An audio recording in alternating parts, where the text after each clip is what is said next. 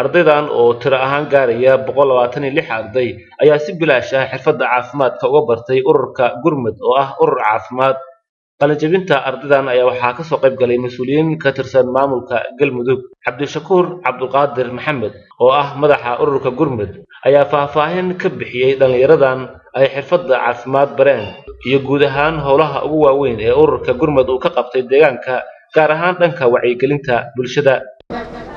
inta oo Gurmud Health Organization jiray ama ay dhisneed waxa ka faa'iideystay in ka badan tiro 5,000 oo qofood arday ka badan dhawaana 150 arday ayaa waxa lagu soo gabagabeeyay magaalooyinka Cadaado iyo Godolabe oo isku marna bilaabeen isku marna dhamaadeen.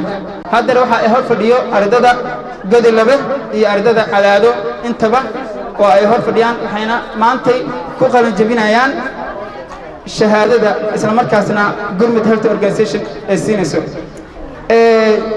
ururkan waa urur dhalinyaro Soomaaliyeed ee ku midaysan tahay isla markaasna ay ka go'an tahay inay dadkooda iyo dalkooda wax u qabtaan si tabaruc ah oo lacag la'aan ah oo waxba laga qaadanin.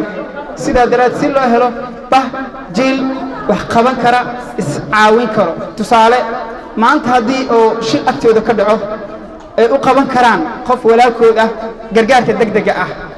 qaar ka mid ah dhalinyaradii xirfadaasi ka qalin jabiyay ayaa iyaguna halkaasi ka hadlay waxaana ay sheegeen inay aad ugu faraxsan yihiin xirfadda caafimaad ee ay barteen. anigoo ka tarjumaya ardayda Godolabe ka timid oo Gurmud Health ka soo qalin jabisay waxaan leeyahay wax wanaagsan aan baranay alxamdulillaah. caafimaadka Gurmud Health aan ka barnay 3 bilood aan baranayna wax wanaagsan ayuu ahaa alxamdulillaah. macallimiinteena noo keentana aad iyo aad ayay u mahadsan yihiin marka labaad iyo mar saddexaad iyo mar afraad waxaan u mahad celinayaa Ilaahay subxaanahu wa ta'aala.